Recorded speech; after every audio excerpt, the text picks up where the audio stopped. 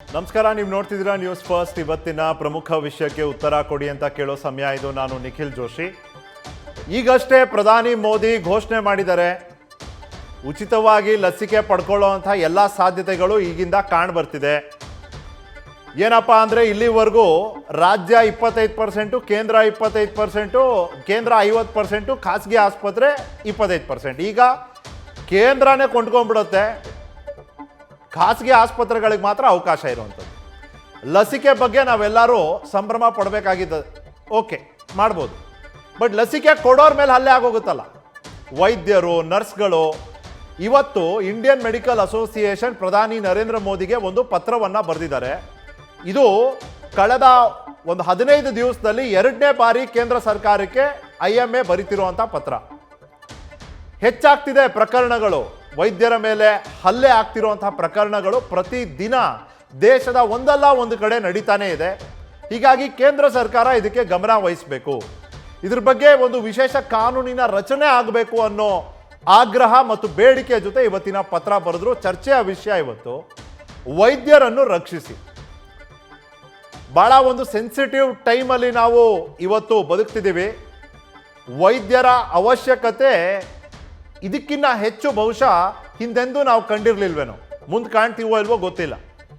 ಹೀಗಿದ್ದಾಗ ವೈದ್ಯರು ತಮ್ಮ ಪ್ರಾಣವನ್ನು ಪಣಕ್ಕಿಟ್ಟು ಪ್ರತಿದಿನ ನನಗೆ ಸೋಂಕು ತಗಲಬಹುದು ಅನ್ನೋ ಸಾಧ್ಯತೆಯನ್ನು ತಿಳ್ಕೊಂಡು ಅಲ್ಲಿಗೆ ಬಂದು ಅವರು ಚಿಕಿತ್ಸೆ ನೀಡೋದಕ್ಕೆ ಮುಂದಾದಾಗ ಅವ್ರ ಮೇಲೆ ಹಲ್ಲೆ ಮಾಡಿದ್ರೆ ಇದು ಒಪ್ಪುವಂಥ ವಿಷಯನ? ಹಾಗಂತ ಹೇಳಿ ದಿಢೀರಂತ ಒಂದು ಕಾನೂನು ರಚನೆ ಆಗ್ಬಿಟ್ರೆ ಅದರ ದುರುಪಯೋಗ, ಅದ್ರ ಬಗ್ಗೆ ಇರುವಂಥ ಆತಂಕ, ಇಷ್ಟೆಲ್ಲ ಈ ಚರ್ಚೆ ಮೂಲಕ ನಾವು ಚರ್ಚೆ ಮಾಡ್ತೀವಿ.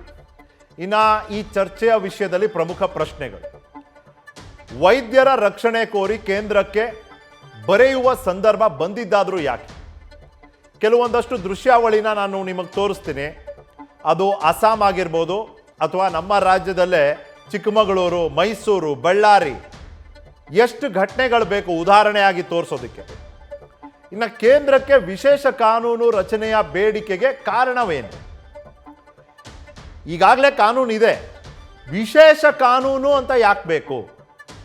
ಪರ್ಟಿಕ್ಯುಲರ್ ಆಗಿ ವೈದ್ಯರ ಮೇಲೆ ಆಗ್ತಿರುವಂಥ ಹಲ್ಲೆಗಳನ್ನು ಹ್ಯಾಂಡಲ್ ಮಾಡಲಿಕ್ಕೆ, ಕಾನೂನಾತ್ಮಕವಾಗಿ ಅದಕ್ಕೆ ಒಂದು ಪರಿಣಾಮವನ್ನು ವಿಧಿಸಲಿಕ್ಕೆ ಬೇಕಾಗಿದೆ ವಿಶೇಷ ಕಾನೂನು ಅನ್ನೋ ಅಭಿಪ್ರಾಯ. ಇದು ಸಾಧ್ಯನಾ ಅನ್ನೋ ಪ್ರಶ್ನೆ ಕೂಡ ಕಾನೂನಿನ ತಜ್ಞರು ಇವತ್ತಿನ ಚರ್ಚೆಯಲ್ಲಿ ಭಾಗವಹಿಸ್ತಾರೆ. ಅವರು ಕೇಳೋಣ, ಯಾವ ಕ್ರಮಗಳಿಂದ ಈ ರೀತಿಯ ಘಟನೆಗಳನ್ನು ತಡೆಗಟ್ಟಬಹುದು? ಈಗಿರೋದೇನಪ್ಪ ಅಂದರೆ 3 ವರ್ಷದ ತನಕ ಶಿಕ್ಷೆ ಇದೆ, ಕನಿಷ್ಠ 50,000 ಫೈನ್ ಇದೆ. ಇಷ್ಟಿದ್ರೆ ಸಾಕಾ? ಕ್ರಮಗಳು ಅಂದರೆ ಬರೀ ಶಿಕ್ಷೆ ವಿಧಿಸೋದು, ಫೈನ್ ಹಾಕೋದು ಅಷ್ಟೇನಾ? ಇನ್ನು ವೈದ್ಯರಲ್ಲಿ ವಿಶ್ವಾಸ ಮೂಡಿಸುವಲ್ಲಿ ಸರ್ಕಾರಗಳ ಪಾತ್ರವೇ? ಇಲ್ಲಿ ಕೇಂದ್ರನೂ ಬರುತ್ತೆ, ರಾಜ್ಯನೂ ಬರುತ್ತೆ. ಕೇಂದ್ರದ ಪಾತ್ರ ಹೇಗಿರ್ಬೋದು, ರಾಜ್ಯದ ಪಾತ್ರ ಹೇಗಿರಬೇಕು ಅನ್ನೋದನ್ನ ಈ ಚರ್ಚೆ ಮೂಲಕ ನಾವು ತಿಳ್ಕೊಳ್ಳೋ ಪ್ರಯತ್ನ ಮಾಡೋಣ. ಕೇವಲ ಕಾನೂನಿನಿಂದ ವೈದ್ಯರ ಮೇಲಿನ ಹಲ್ಲೆ ತಡೆಯಬಹುದಾ? ಒಂದು ಕಾನೂನು ಇದ್ದ ತಕ್ಷಣ ವೈದ್ಯರ ಮೇಲೆ ಹಲ್ಲೆ ನಿಂತೋಗುತ್ತಾ? ಯಾಕಂದರೆ ಆ ಕ್ಷಣಗಳಿದೆಯಲ್ಲ ಆಸ್ಪತ್ರೆಯಲ್ಲಿ, ಭಾಳ ಭಾವನಾತ್ಮಕ ಕ್ಷಣಗಳು. ನಮ್ಮ ಕುಟುಂಬದವರು ಬದುಕು ಮತ್ತು ಸಾವಿನ ನಡುವೆ ತಮ್ಮ ಒಂದು ಹೋರಾಟವನ್ನು ನಡೆಸಿರ್ತಾರೆ. ಆ ಒಂದು ಸಂದರ್ಭದಲ್ಲಿ ನಮ್ಮ ನಿರೀಕ್ಷೆಗೆ ವಿರುದ್ಧವಾದಂಥ ಬೆಳವಣಿಗೆ ಏನಾದರೂ ಆದಲ್ಲಿ ಆ ಭಾವನಾತ್ಮಕ ಕ್ಷಣಗಳಲ್ಲಿ ಮನುಷ್ಯ ಏನೋ ಮಾಡಿ ಹೋಗ್ತಾನೆ, ಉದ್ದೇಶ ಇಲ್ಲದೇ ಇದ್ರೂ ಒಮ್ಮೊಮ್ಮೆ ಹಾಗೆ ಆಗೋಗ್ಬಿಡುತ್ತೆ. ಅದಕ್ಕೆ ಕೇಳೋದು, ಬರೀ ಒಂದು ಶಿಕ್ಷೆ, ಕಾನೂನು, ಫೈನು ಅಂದರೆ ಸಾಕಾ? ಇದಕ್ಕೆ ಬೇರೆ ರೀತಿಯ ಕ್ರಮಗಳು ಹೇಗಿರ್ಬೋದು? ಒಂದು ವೈದ್ಯರು ಅವರು ಓದ್ತಿರ್ತಾರಲ್ಲ, ಆ ಕಲಿಕೆಯ ಹಂತದಲ್ಲೇ ಒಂದಷ್ಟು ಎಕ್ಸ್ಟ್ರಾ ಅವರಿಗೆ ಹೇಳ್ಕೊಡೋದ್ರಿಂದ ಅವರು ಸಂವೇದನೆಯನ್ನು ಬೆಳೆಸ್ಕೋತಾರ? ಇಲ್ಲಿ ನೋಡಿ, ಸಂವೇದನೆ ರಹಿತ ನಡವಳಿಕೆ, ವರ್ತನೆ ಅಂದರೆ ಇದೆ. ಅಸ್ಸಾಮಲ್ಲಿ ನಡೆದಂಥ ಒಂದು ಘಟನೆ, ಡಾಕ್ಟರ್ ಸಿಯೂಜ್ ಕುಮಾರ್ ಅವ್ರ ಮೇಲೆ ಒಬ್ಬ ರೋಗಿಯ ಕುಟುಂಬಸ್ಥರು ಮಾಡ್ತಿರುವಂಥ ಹಲ್ಲೆ. ಈಗಾಗಲೇ ಅಸ್ಸಾಮಿನ ಮುಖ್ಯಮಂತ್ರಿ ಅವರಿಗೆ ಭೇಟಿ ನೀಡಿ ಸಾಂತ್ವನ ಹೇಳೋದಲ್ಲದೆ ಆತ್ಮವಿಶ್ವಾಸವನ್ನು ಮೂಡಿಸುವಂಥ ಒಂದಷ್ಟು ಮಾತುಗಳನ್ನು ಆಡಿದ್ದಾರೆ. ಆದರೆ ಈ ಹಲ್ಲೆಗೆ ಯಾವುದೇ ರೀತಿಯ ಜಸ್ಟಿಫಿಕೇಶನ್ ಸಾಧ್ಯನಾ? ಅದು ಏನೇ ಆಗಿರಲಿ, ಯಾವ ಡಾಕ್ಟರ್ನು ಯಾರಿಗೂ ಪ್ರಾಣಹಾನಿ ಆಗಬೇಕು ಅನ್ನೋ ಒಂದು ರೀತಿಯಲ್ಲಿ ಅವರ ನಡೆ ಅಥವಾ ನಿರ್ಧಾರಗಳಿರೋದಿಲ್ಲ. ಡಾಕ್ಟರ್ನ ನಾವು ವೈದ್ಯೋ ನಾರಾಯಣ ಹರಿ ಅಂತೀವಿ, ಹಾಗಂದ ತಕ್ಷಣ ಅವ್ರೇನು ದೇವರಾಗ್ಬಿಡೋದಿಲ್ಲ.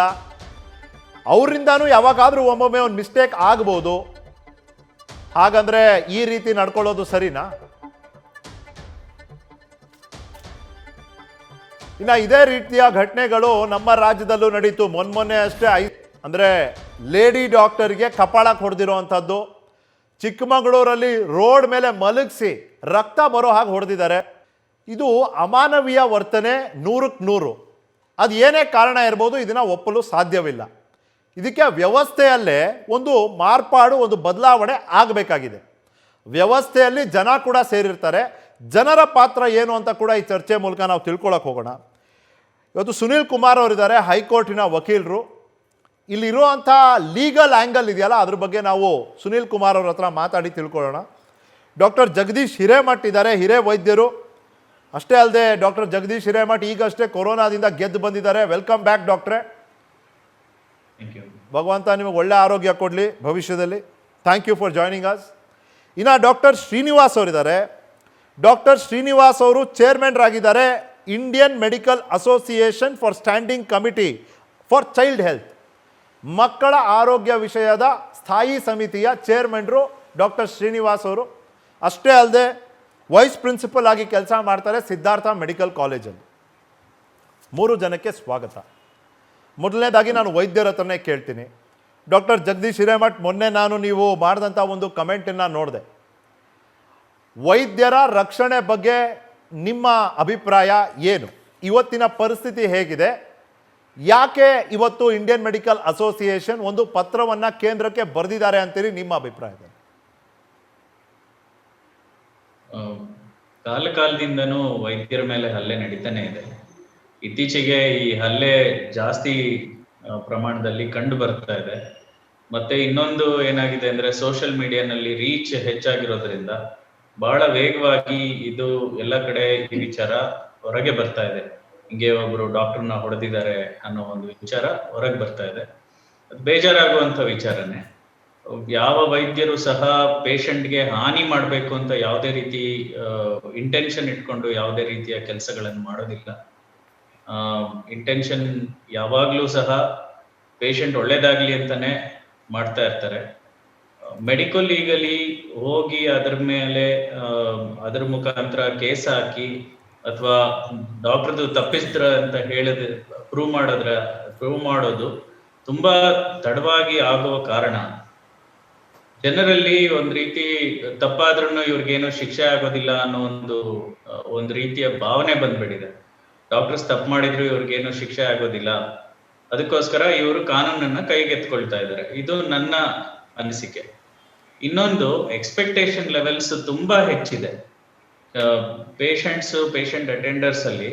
ಎಸ್ಪೆಷಲಿ ಈ ಸಲ ಯಂಗ್ಸ್ಟರ್ಸ್ ತುಂಬಾ ಕಾಯಿಲೆಗೆ ಒಳಗಾಗಿದ್ರೆ ನಾವು ನೋಡಿದ್ರಿಂದ ಎಕ್ಸ್ಪೆಕ್ಟೇಷನ್ ತುಂಬಾನೇ ಹೆಚ್ಚಿರುತ್ತೆ. ಯಾವಾಗ ಎಕ್ಸ್ಪೆಕ್ಟೇಷನ್ ಅನ್ನ ಮೀಟ್ ಮಾಡಕ್ ಆಗೋದಿಲ್ಲ, ಅದನ್ನ ನೀವ್ ಹೇಳ್ದಾಗೆ ಸಂವೇದನೆ ಮೂಲಕ ಡಾಕ್ಟರ್ಸ್ ಯಾವಾಗ ಸರಿಯಾಗಿ ರೋಗಿಯ ಜೊತೆಲಿರೋರ್ಗೆ ಸರಿಯಾಗಿ ಅರ್ಥ ಆಗುವಂಗೆ ಹೇಳೋದಿಲ್ಲ, ಆಗ ಈ ರೀತಿ ತೊಂದರೆಗಳು ಕಂಡುಬರುವುದು ಸಹಜ. ನಾನ್ ನೋಡಿದ್ದು ಇತ್ತೀಚಿನ ದಿನಗಳಲ್ಲಿ ಅಸ್ಸಾಮಿನ ಮುಖ್ಯಮಂತ್ರಿ ಆಗಿರುವಂತ ಹೇಮಂತ ಬಿಶ್ವ ಶರ್ಮಾ ಅವರು ಮಾಡಿರುವಂತ ಕಾನ್ಫಿಡೆನ್ಸ್ ಬಿಲ್ಡಿಂಗ್ ಮೆಷರ್ ತುಂಬಾ ಒಳ್ಳೆ ಕೆಲಸ ಮಾಡಿದ್ದಾರೆ. ಎಲ್ಲರೂ ಯಾವಾಗ್ಲೂ ರಾಜಕಾರಣಿಗಳು ಜನರ ಮಧ್ಯ ಹೋಗೋದು ಸರಿ ಅಂತ, ಜನರು ಎಲ್ಲಿರ್ತಾರೆ ಅಲ್ಲಿ ಹೋಗ್ತಾರೆ. ತಪ್ಪಿದ್ರು ಸಹ ಜನರು ಪರವಾಗಿ ನಿಲ್ತಾರೆ. ಜನರದ್ದು ತಪ್ಪಿದೆ, ಎಲ್ಲಿ ಸರಿ ಇದೆ ಅದನ್ನ ನಾನು ಸರಿಯಾದ ದಾರಿ ತೋರಿಸ್ತೀನಿ ಅನ್ನೋ ನಾಯಕರು ಸಿಗೋದು ತುಂಬಾ ಕಮ್ಮಿ. ಆ ನಾಯಕತ್ವವನ್ನು ಹೇಮಂತ ಬಿಶ್ವ ಶರ್ಮಾ ಅವರು ತೋರಿಸಿದ್ದಾರೆ. ವೈದ್ಯರಲ್ಲಿ ಆಗ್ಬೇಕಾದಂತ ಕಾನ್ಫಿಡೆನ್ಸ್ ಬಿಲ್ಡಿಂಗ್ ಮೆಷರ್ನ ಫಸ್ಟ್ ಸ್ಟೆಪ್ ಅವರು ಮಾಡಿದ್ದಾರೆ. ಇದನ್ನ ಬೇರೆ ರಾಜಕಾರಣಿಗಳು, ಬೇರೆ ನಾಯಕರು ಇದರಿಂದ ಕಲಿತು ಅದನ್ನ ಜನರಿಗೆ ತಗೊಂಡೋಗುವಂತ ಕೆಲಸ ಮಾಡಬೇಕು ಅಂತ ನನ್ನ ಕಳಕಳಿಯ ಮನವಿ. ರೈಟ್. ಈಗ ಇವತ್ತು ಮಾಡಿದಂಥ ಮನವಿಗಳಲ್ಲಿ ಮತ್ತು ಮಾಡಿದಂಥ ಆಗ್ರಹಗಳಲ್ಲಿ ಇರೋವಂಥ ಅಂಶಗಳನ್ನ ನಾನು ಇನ್ನು ಕೆಲವೇ ನಿಮಿಷಗಳಲ್ಲಿ ನಿಮ್ಮ ಸ್ಕ್ರೀನ್ ಮೇಲೆ ಕೂಡ ತೋರಿಸ್ತೀನಿ. ಡಾಕ್ಟರ್ ಶ್ರೀನಿವಾಸ್ ಅವರೇ, ಇವತ್ತು ಪತ್ರ ಬರೆದಿರೋದು ಇಂಡಿಯನ್ ಮೆಡಿಕಲ್ ಅಸೋಸಿಯೇಷನ್. ಇದು ಕಳೆದ 15 ದಿನಗಳಲ್ಲಿ ನನಗೆ ಸರಿಯಾಗಿ ನೆನಪಿದ್ರೆ ಇದು 2ನೇ ಸಲ ಪತ್ರ ಬರೀತಿರುವಂಥದ್ದು. ಯಾಕಂದ್ರೆ ಆ ರೀತಿ ಪ್ರಕರಣಗಳ ಏರಿಕೆ ಆಗ್ತಿದೆ ಪ್ರತಿದಿನ. ಕಾನೂನು ಮತ್ತೆ ಪರಿಣಾಮದ ಭಯ ಇಲ್ಲದೆ ವೈದ್ಯರ ಮೇಲೆ ಹಲ್ಲೆ ನಡೀತಿದೆ. ಹೌದು. ನಿಮಗೆ ಇಲ್ಲಿವರೆಗೂ ಸಿಕ್ಕಿರುವಂಥ ಸ್ಪಂದನೆ ಆದರೂ ಹೇಗಿತ್ತು ಒಂದು, ಮತ್ತೆ ವಿಶೇಷವಾದ ಕಾನೂನಿನ ರಚನೆಯ ಆಗ್ರಹ ಇದೆಯಲ್ಲ, ಅದಕ್ಕೆ ಕಾರಣ ಏನು? ಈಗ ಸರ್, ಈಗ ಎಲ್ರಿಗೂ ಗೊತ್ತಿರೋ ವಿಷಯ ಇದು. ಜಗದೀಶ್ವರ್ ಹೇಳ್ದಂಗೆ ಇವತ್ತು ಆಗಿರೋದಲ್ಲ. 2009 ಅಲ್ಲೂ ತುಂಬಾ ಇತ್ತು. ಆಲ್ಮೋಸ್ಟ್ 2009 ಅಂದ್ರೆ ಆಲ್ಮೋಸ್ಟ್ 12 ವರ್ಷದ ಹಿಂದೆನೂ ಇದೇ ತರ ಆಗಿ ನಾವು ಇಂಡಿಯನ್ ಮೆಡಿಕಲ್ ಅಸೋಸಿಯೇಷನ್ ಇಂದ ತುಂಬಾ ಪ್ರಯತ್ನ ಪಟ್ವಿ. ಆವಾಗ 2009 ಅಲ್ಲಿ ಒಂದು ಲಾ ತಗೊಂಡ್ಬಂದ್ರು, prohibition against assault of medical doctors and even their hospitals ಅಂತ ಒಂದು ಲಾ ತಗೊಂಡ್ಬಂದ್ರು, ಪ್ರಾಪರ್ಟಿ ತಗೊಂಡ್ಬಂದ್ರು. ಅದೇನಾಯ್ತು, ನಾನ್ ಬೇಲೇಬಲ್ ವಾರೆಂಟ್ ಅಂತ ಮಾಡ್ಬಿಟ್ಟು 3 ವರ್ಷ ಅಂತ ಮಾಡಿದ್ರು. ಆವಾಗ 3 ವರ್ಷ ನಾನ್ ಬೇಲೇಬಲ್ ವಾರೆಂಟ್ ಇತ್ತು. ಆವಾಗ ಕ್ರಮೇಣ ಬರ್ತಾ ಏನಾಯ್ತು, ಆ ನಾನ್ ಬೇಲೇಬಲ್ ವಾರೆಂಟ್ 7 ವರ್ಷಕ್ಕೆ ಎಕ್ಸ್ಟೆಂಡ್ ಮಾಡಿದ್ದಕ್ಕೆ ಅದು ಇದು ಹಗುರ ಆಗ್ಬಿಟ್ಟು, ಈ ಪನಿಷ್ಮೆಂಟ್ ಇದು ಫಸ್ಟ್ ಸೀರಿಯಸ್ ಆಗಿತ್ತು, ಅದೇನಾಯ್ತು ಹಗುರ ಆಗೋಯ್ತು. ಬಟ್ ಏನಂದ್ರೆ ಈಗ ಪ್ರಾಬ್ಲಮ್ ಏನಂದ್ರೆ, ಡಾಕ್ಟರ್ನ ಒಂದು ಮನುಷ್ಯರ ತರ ಕಾಣ್ಬೇಕು, ಆ ಮನುಷ್ಯರ ತರ ಕಾಣಲ್ಲ. ಈಗ ನೀವೇ ತಗೊಳ್ಳಿ, ಒಂದು ಗಲಾಟೆ ಆಗ್ತಾ ಇರ್ತದೆ, ತುಂಬಾ ಇದಾಗ್ತಾ ಇರ್ತದೆ. ಈಗ ಪೊಲೀಸ್ನವ್ರು ಹೋಗ್ತಾರೆ ಅಲ್ಲಿ. ಈಗ ಪೊಲೀಸ್ನವ್ರು ಹೋಗ್ತಾರೆ ಅಂದ್ರೆ 100% ಗಲಾಟೆನ ಸ್ಟಾಪ್ ಮಾಡಕ್ ಆಗಲ್ಲ. ಅವಾಗ ಏನಾದ್ರು ಒಂಚೂರು ಆಗ್ತದೆ, ಒಂದೊಂದ್ಸರಿ ಸಕ್ಸಸ್ ಆಗ್ತದೆ, ಒಂದ್ಸರಿ ಸಕ್ಸೀಡ್ ಆಗಲ್ಲ. ಆ ತರ ಏನಾರ ಪೊಲೀಸ್ನವ್ರು ಇವ್ರೇನೋ ಹೊಡೆಯಕ್ ಆಗ್ತದ, ಜನಗಳು ಆಗ್ತದ? ಇಲ್ಲ. ಅದೇ ತರ ಒಂದು ಇದು ಕೋರ್ಟ್ಗೆ ಹೇಳ್ತೀನಿ ಕೇಳಿ, ಒಂದು ಕಾರ್ ರಿಪೇರಿ ಕೊಡ್ತಾರೆ, ಕಾರ್ ರಿಪೇರಿ 100% ಆಗಲ್ಲ. ಆ ಕಾರ್ ರಿಪೇರಿ ಆಗಲ್ಲ ಅಂದ್ರೆ ಯಾರನ್ನ ವರ್ಕ್ಶಾಪ್ ಹೋಗ್ಬಿಟ್ಟು ಯಾರನ್ನ ಹೊಡಿತಾರ? ಇಲ್ಲ. ನಾನು ಒಪ್ಕೊಳ್ತೀನಿ, ಇದು ಅವ್ರ ಭಾವನಾತ್ಮಕ ಇರುತ್ತೆ, ಮಾರಲಿ ಅವರು ಇದಿರ್ತಾರೆ. ಒಂದು ಪೇಷಂಟ್ ಡೆತ್ ಆದಾಗ ಅವರು ಒಂದು ಇದನ್ನ ಕಳ್ಕೊಂತಾರೆ, ಅವರೊಂದು ತಾಳ್ಮೆನ ಕಳ್ಕೊಂತಾರೆ, ಅದನ್ನ ಬಿಹೇವ್ ಮಾಡ್ತಾರೆ, ಒಪ್ಕೊಳ್ತೀನಿ ಅದಕ್ಕೆ. ಆದ್ರೆ ಅದು ಯಾವುದೇ ಡಾಕ್ಟರ್ ನಮ್ ಜಗದೀಶ್ವರ್ ಹೇಳ್ದಂಗೆ ಕೆಟ್ಟದ್ ಬಯಸೋದಿಲ್ಲ. ನಾವು ಹಿಪೋಕ್ರಟಿಗೆ ಓಟ್ ತಗೊಂಡಿರ್ತೀವಿ ಯಾವಾಗ್ಲೂ, ನಾವು ಯಾವತ್ತೂ ಮಾಡಲ್ಲ ಆ ತರ. ಯಾವಾಗ್ಲಾದ್ರೂ ಒಂದು ರೋಗಿಗೆ ಒಳ್ಳೇದ್ ಮಾಡ್ಬೇಕು ಅಂತ ಹೋಗ್ತೇವೆ ಹೊರತು ಯಾವ ರೋಗಿಗೂ ನಾವು ಕೆಟ್ಟದಾಗಬೇಕಂತೂ ನಾವು ಯಾವತ್ತೂ ಬಯಸೋದಿಲ್ಲ. ಅದನ್ನ ಪ್ರತಿಯೊಂದು ಜನಗಳು ಅದನ್ನ ಅರ್ಥ ಮಾಡ್ಕೋಬೇಕು. ಆವಾಗ ಆ ಪೇಷಂಟ್ಸ್ ಮಾಡ್ಬಿಟ್ಟು ಡಾಕ್ಟರ್ನ ಹೊಡಿಯೋದು, ಈಗ ತಾನೇ ನೋಡಿದ್ವಿ ಅಸ್ಸಾಂ ಅಲ್ಲಿ ಯಾವ ತರ ಹೊಡೆದಿದ್ದಾರೆ. ಇನ್ನೊಂದು ನಿಮ್ಗೆ ಒಂದು ವಿಷಯ ಹೇಳಕ್ ಪ್ರಯತ್ನ ಪಡ್ತೀನಿ. ಆಲ್ಮೋಸ್ಟ್ ಈಗ 40 ವರ್ಷದಿಂದ ನಾನು ಈ ಫೀಲ್ಡ್ ಅಲ್ಲಿ ಇದ್ದೀನಿ. ನಾನು MBBS 1980 ಜಾಯ್ನ್ ಆಗಿರೋನು. ನಾನು ಕ್ರಮೇಣ ಇದರಿಂದ ವೆರಿ ಸೀರಿಯಸ್ ಪ್ರಾಬ್ಲಮ್ ಇದು. ಯಂಗ್ಸ್ಟರ್ಸ್ ಯಾರಾದ್ರೂ ಎಲ್ಲ ಈಗ ಡಾಕ್ಟರ್ ಆಗ್ಬೇಕು ಅಂತ ಇಷ್ಟಪಡ್ತಾ ಇಲ್ಲ. ಅದರಲ್ಲಿ ಇಂಟೆನ್ಸಿವಿಸ್ಟ್ ಅಂತ ಇರ್ತೀವಿ, 2/3 ಈಗ 100 ಮೆಂಬರ್ಸ್ ಅಲ್ಲಿ 60-70 ಇಂಟೆನ್ಸಿವಿಸ್ಟ್ ಬಿಡ್ತಾ ಇದ್ದಾರೆ. ಬಿಟ್ಬಿಟ್ಟು ಜನರಲ್ ಪ್ರಾಕ್ಟೀಸ್ ಮಾಡಕ್ ಹೋಗ್ತಾವ್ರೆ. ಅದನ್ನ ಕರೆಕ್ಟ್ ಆಗಿ ನೋಡ್ಕೋಬೇಕು. ಯಾಕಂಗ್ ಹೋಗ್ತಾವ್ರೆ? ತುಂಬಾ ಸ್ಟ್ರೆಸ್ಫುಲ್ ಆಗ್ತಾ ಇದೆ ಡಾಕ್ಟರ್ಸ್ಗೆ. ಆ ರೀಸನ್ ಮೇಲೆ ತುಂಬಾ ತೊಂದರೆ ಅನುಭವಿಸ್ತಾ ಇದ್ದಾರೆ. ಎಲ್ಲಂದ್ರೆ ಅಲ್ಲಿ ಹೊಡಿಯೋದು, ಬಡಿಯೋದು, ಇದು ವೆರಿ ಅನ್ಫಾರ್ಚುನೇಟ್. ಕಲ್ಕತ್ತಾದಲ್ಲಿ ಹಂಗೆ ಆಯ್ತು. ನಾವು ಗಲಾಟೆ IMA ಕಡೆಯಿಂದ ಯಾವಾಗ್ಲೂ ಹೇಳ್ತಾನೆ ಇದ್ದೀವಿ, ಯಾವಾಗ್ಲೂ ಮಾಡ್ತಾ ಇದ್ವಿ. ಒಂದು ಇಂದೋರಲ್ಲಿ ಒಂದು ಕೊರೋನಾ ಪೇಷಂಟ್ ಡೆತ್ ಆಗಿರೋದಕ್ಕೆ ಆ ಕೊರೋನಾ ಒಂದು ಹೆಣ್ಮಗಳು ಬಂದು PPE ಕಿಟ್ ಹಾಕೊಂಡು ದಾರಿಯೆಲ್ಲ ಓಡಾಡ್ಸ್ಕೊಂಡು ಹೊಡೆದ್ರು ಅದನ್ನ. ಅದೇ ಟೈಮ್ಗೆ ನಾವು ಗಲಾಟೆ ಮಾಡಿದಕ್ಕೆ ಪ್ರೈಮ್ ಮಿನಿಸ್ಟರ್ ಆರ್ಡರ್ ಮಾಡಿದ್ರು, ಇದೆಲ್ಲ ಮಾಡ್ತೀವಿ ಅಂತ. ಬಟ್ ಅದು ಎಫೆಕ್ಟಿವ್ ಇಲ್ಲ. ಅದನ್ನ ಯಾರು ಬಾದರೂ ಮಾಡ್ತಾ ಇಲ್ಲ. ಅಲ್ಲ, ಅದು ಯಾಕೆ ಫಾಲೋ ಆಗ್ತಿಲ್ಲ ಅಥವಾ ಯಾಕೆ ಎಫೆಕ್ಟಿವ್ ಇಲ್ಲ ಅಂದ್ರೆ, ಡಾಕ್ಟರ್ ಶ್ರೀನಿವಾಸ್ ಅವರೇ, prevention of violence and damage to property act ಇದನ್ನ 19 ರಾಜ್ಯಗಳು ಜಾರಿಗೇನೋ ತಂದಿದೆ. ಬಟ್ ಏನಪ್ಪಾ ಅಂದ್ರೆ, ಇದು IPCಯಲ್ಲೂ ಇಲ್ಲ, CRPCಲೂ ಇಲ್ಲ. ಎಷ್ಟೋ ರಾಜ್ಯಗಳ ಸ್ಥಳೀಯ ಪೊಲೀಸರಿಗೆ ಈ ಥರದ ಒಂದು ಆಕ್ಟ್ ಇದೆ ಅನ್ನೋದೇ ಗೊತ್ತಿಲ್ಲ. ಹೀಗಿದ್ದಾಗ ಹೇಗೆ ಇದನ್ನ ಪ್ರಬಲವಾಗಿ ಜಾರಿಗೆ ತರೋದು? ಸುನಿಲ್ ಕುಮಾರ್ ಅವರೇ, ಈ ರೀತಿ ಸಾಧ್ಯನಾ? ಅಂದ್ರೆ ಒಂದು ಸ್ಟೇಟು ಒಂದು ಆಕ್ಟ್ನ ಘೋಷಣೆ ಮಾಡುತ್ತೆ, ಜಾರಿಗೆ ತರುತ್ತೆ, ಬಟ್ ಅದು IPCಯಲ್ಲೂ ಬಿಲಾಂಗ್ ಆಗಲ್ಲ, CRPCಲೂ ಆಗಲ್ಲ. ಅಂದ್ರೆ ಈ ಆಕ್ಟಿನ ಒಂದು ಲೀಗಲ್ ಸ್ಟ್ಯಾಂಡಿಂಗ್ ಆದ್ರೂ ಏನು ಅಂತ.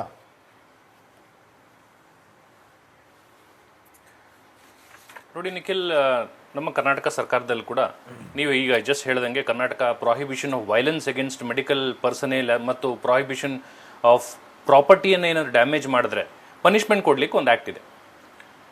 ಈಗ ಬೇಸಿಕಲಿ ಏನು ಕ್ವಶನ್ ಏನು ರೈಸ್ ಆಗ್ತದೆ ಅಂದ್ರೆ, ನಾವು ಈಗ ನಮ್ಮ ಸಂವಿಧಾನದ ಡಿವಿಷನ್ಸ್ ಅಲ್ಲಿ ಸೆಂಟ್ರಲ್ ಲಿಸ್ಟ್ ಅಂತ ಕೆಲವು ಸಬ್ಜೆಕ್ಟ್ಸ್ ಇರ್ತದೆ, ಸ್ಟೇಟ್ ಲಿಸ್ಟ್ ಅಂತ ಕೆಲವು ಸಬ್ಜೆಕ್ಟ್ಸ್ ಇರ್ತದೆ, ಮತ್ತು ಕನ್ಕರೆಂಟ್ ಲಿಸ್ಟ್ ಅಂತ ಕೆಲವು ಸಬ್ಜೆಕ್ಟ್ಸ್ ಇರ್ತದೆ. ಅಂಥದ್ರಲ್ಲಿ ಹೆಲ್ತ್ ಕೇರ್ ಬಂದು ನಮ್ಮ ಸ್ಟೇಟ್ ಲಿಸ್ಟ್ ಅಲ್ಲಿ ಇದೆ. ಹಾಗಾಗಿ ರಾಜ್ಯ ಸರ್ಕಾರಗಳ ಅದು ಜವಾಬ್ದಾರಿ ಆಗ್ತದೆ ಒಂದು ಆಕ್ಟ್ ಅನ್ನ ಫಾರ್ಮುಲೇಟ್ ಮಾಡಲಿಕ್ಕೆ. So as you told earlier, ನೀವು ಹೇಳ್ದಂಗೆ ನಮ್ಮ ಕರ್ನಾಟಕದಲ್ಲೂ ಒಂದು ಆಕ್ಟ್ ಇದೆ, ಮತ್ತು ಅದರಲ್ಲೂ ಕೂಡ 3 ವರ್ಷ ಇಂಪ್ರಿಸನ್ಮೆಂಟ್ ಒಂದು ಪ್ರಾವಿಷನ್ ಕೊಟ್ಟಿದ್ದಾರೆ. ಒಂದು ಪಕ್ಷ ಡಾಕ್ಟರ್ಸ್ ಮೇಲೆ ಥ್ರೆಟನ್ ಮಾಡೋದಾಗ್ಲಿ, ಹಾಸ್ಪಿಟಲ್ ಪ್ರಾಪರ್ಟೀಸ್ನ ಡ್ಯಾಮೇಜ್ ಮಾಡೋದಾಗ್ಲಿ ಇದೆ. ಬಟ್ ಯಾಕೆ ಇಂಪ್ಲಿಮೆಂಟೇಷನ್ ಆಗೋದಿಲ್ಲ ಅಂದ್ರೆ, ಅದನ್ನ ಅವೇರ್ನೆಸ್ ತುಂಬಾ ಕಮ್ಮಿ ಇದೆ ಅದ್ರ ಬಗ್ಗೆ. ನಮ್ಮ ಪೊಲೀಸ್ ಇಲಾಖೆಗೆ ಬಹಳಷ್ಟು ಅದನ್ನ ಅವೇರ್ನೆಸ್ ಕೊಡಬೇಕಾಗ್ತದೆ, ಮತ್ತು ಅದು ಕಂಪಲ್ಸರಿಲಿ IPC ನಲ್ಲಿ ಅಥವಾ CRPC ನಲ್ಲಿ ಇನ್ಕ್ಲೂಡ್ ಆಗಬೇಕು ಅಂತ ಏನಿಲ್ಲ. IPC ಬಂದು ನಮ್ಮ ಮದರ್ ಆಕ್ಟ್, ಅದು IPC ನಲ್ಲಿ ಎಲ್ಲಾ ತರದ ಕ್ರೈಮ್ಸ್ಗೆ ಒಂದು ಪ್ರಾವಿಷನ್ ಆಫ್ ಲಾ ಇದ್ದೇ ಇದೆ. ಇದು subsequently as and when the situation change ಆಗ್ತಾ ನ್ಯೂ ಸಿಚುವೇಶನ್ಸ್ ಬರ್ತಾ ಇದ್ದಂಗೆ ಆ ರೆಲೆವೆಂಟ್ ಪ್ರೊಫೆಷನಲ್ಸ್ಗೆ, ಆ ರೆಲೆವೆಂಟ್ ಫೀಲ್ಡ್ಗೆ ಕನ್ಫೈನ್ ಮಾಡಲಿಕ್ಕೆ ಒಂದು ಆಕ್ಟ್ ಅನ್ನು ಮಾಡ್ತಾರೆ.